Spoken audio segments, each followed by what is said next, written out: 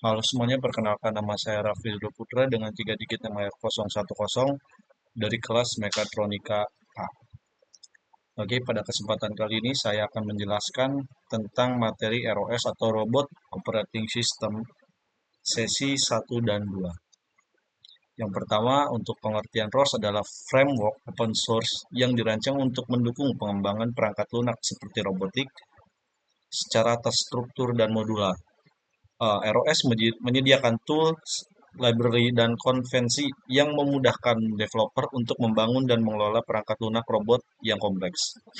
Lalu untuk sejarah ROS itu sendiri, yang pertama ROS 1 diluncurkan pada tahun 2008 menggunakan middleware TCP IP sendiri.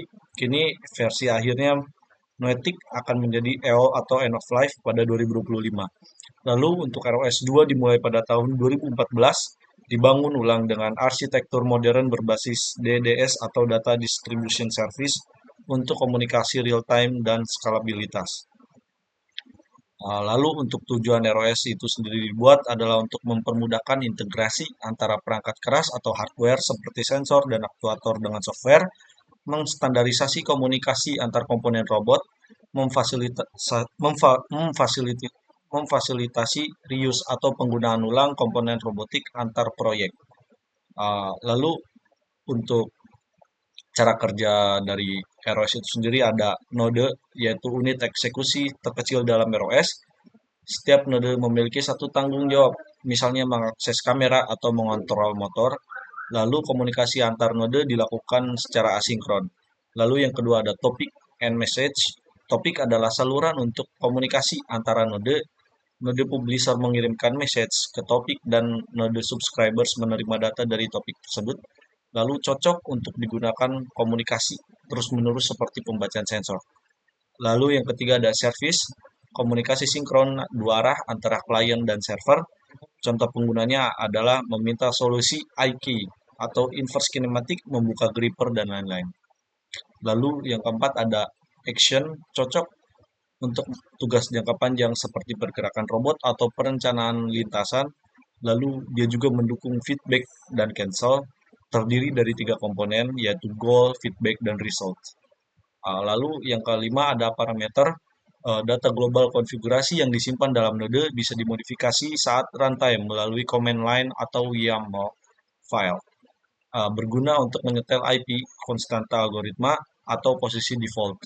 Lalu yang terakhir, yang keenam, ada launch file, seperti file Python atau XML yang menjalankan banyak node sekaligus. Bisa mengatur parameter, namespace, dan dependensi antar node, memudahkan deployment dan testing sistem. Lalu untuk karakteristik ROS 2, yaitu modularitas. ROS mendorong pengembangan sistem dalam bentuk-bentuk paket kecil yang saling berhubungan. Setiap paket yang berisi satu atau lebih node, library, konfigurasi, dan dokumentasi. Lalu kompatibilitas lintas bahasa dan platform. ROS 2 mendukung C++, Python, dan beberapa bahasa lainnya. Dapat berjalan di berbagai OS atau operation system seperti Linux, Windows, dan macOS. Lalu build sistem modernnya menggunakan Falcon dan Amen sebagai sistem build workspace dibagi menjadi SRC, build, dan install. Lalu ada middleware abstraksi, yaitu menggunakan DDS atau Data Distribution Service sebagai lintasan lapisan komunikasi standar industri, mendukung quality of service atau cost seperti reliability atau best effort versus reliable, durability, volatile versus transient, dan latency budget, deadline, dan lain-lain. Komunitas dan ekosistem yang luas, dokumentasi dapat diakses di ros.org dan docs.ros.org. Juga banyak sekali package open source yang tersedia. Dan komunitas ROS ini sangat aktif sekali seperti di GitHub dan ROSI Core Consortium. Lalu untuk kesimpulannya, ROS merupakan platform perangkat lunak robotika yang kuat, fleksibel, dan scalable dengan pendekatan modular berbasis middleware DDS dan dukungan penuh terhadap pengembangan sistem terdistribusi.